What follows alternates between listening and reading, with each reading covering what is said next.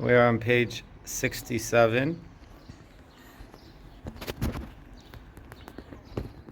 All in all, from the above, an important principle has been clarified, that the names and descriptive terms teach and clarify the secret of his singular unity, and that he is separate and apart from everything besides him, for he is the foundation, blessed is he.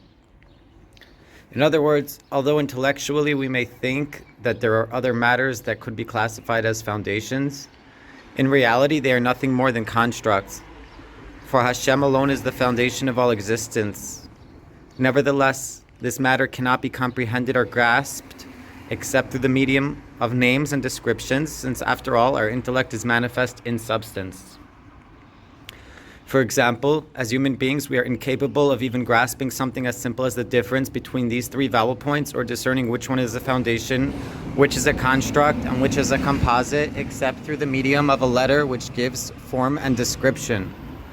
For just as we cannot grasp Hashem, blessed is he, in that nothing can compare to his singularity, so likewise we cannot grasp the point of the Chaylim, as there is nothing comparable to its singularity. In other words, just as there are points in the world, so likewise there are units of ones in the world. However, not all points are equal, and not all ones are equal. For there are points that, although they are one, are actually complete constructs, and there are units of one that, although they are one, are actually complete constructs. For example, the vowels shuruk and chirik are both singular points, however they are constructs. Likewise, every person is a single person, however he is a construct of many individual parts. In contrast, the upper vowel point chaylam bears everything and is separate from everything. It attests to Hashem, blessed is he, and signifies that he is utterly singular, and all other ones are incomparable to him. There is nothing to which he is joined, but rather he bears everything, but is separate and beyond everything. Thus, just as we must distinguish between units of one in that they are not all equal, so likewise we must distinguish between points and realize that they too are not all equal. However, just as we are unable to distinguish between the point which is the foundation and points that are construct, except through the medium of a tangible letter, so too we are unable to distinguish between the singular pre-existent one, blessed is he, and all other units of one, except through descriptive terms and analogy, because our intellect is invested in substance.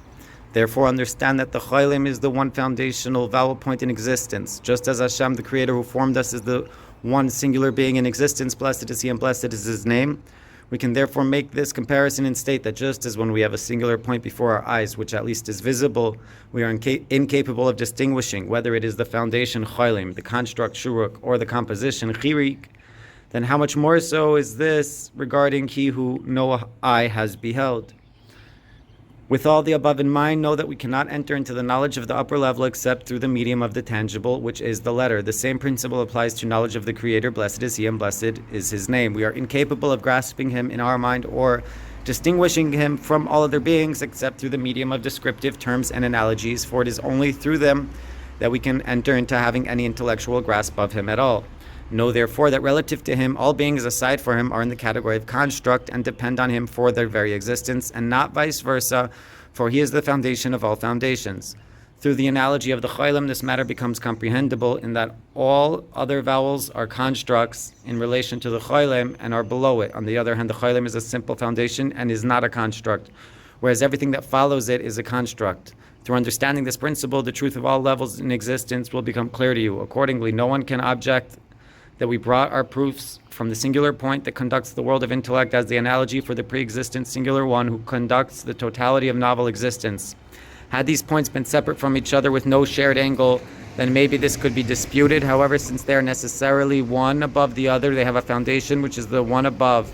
Moreover, it is impossible to comprehend this higher foundational point and distinguish between it and the points that are constructs without the medium of the letter. It thus is clear that we cannot comprehend intellect and discern between it and the tangible without the medium of substance. So also we cannot enter into the comprehension of our Creator, blessed is he, except through adequate shared or borrowed terms as brought in the books of prophecy, and that show us the ways of truth and the ways of Hashem, blessed is he. All this by way of descriptive terms that draws close to wisdom. Without this, as humans, there is no scheme by which to enter. Accordingly, there is no room to object to the use of the Chaylim as the analogy, because after all, if a singular point is before your eyes, it is impossible to discern whether it is a cholim that represents intellect, a shuruk that represents substance, or a chirik that represents composite without a letter. Thus, there is no possibility of separating between the intellect and the tangible except through the medium of descriptive terminology. We thus find that the cholim is the foundation of all the letters and vowel points, whereas they are all constructs relative to it. From all the above, know that our Creator, the Creator of everything, is singular, has no partner, nor is He in need any of His creatures. As the Prophet testified, all that is called by my name and for my glory I created, I formed it, I also made it. This means to say everything that was included in the act of creation and is dependent on my name was not brought into being out of any need, for I did not create anything out of need. Rather, everything was created for my glory.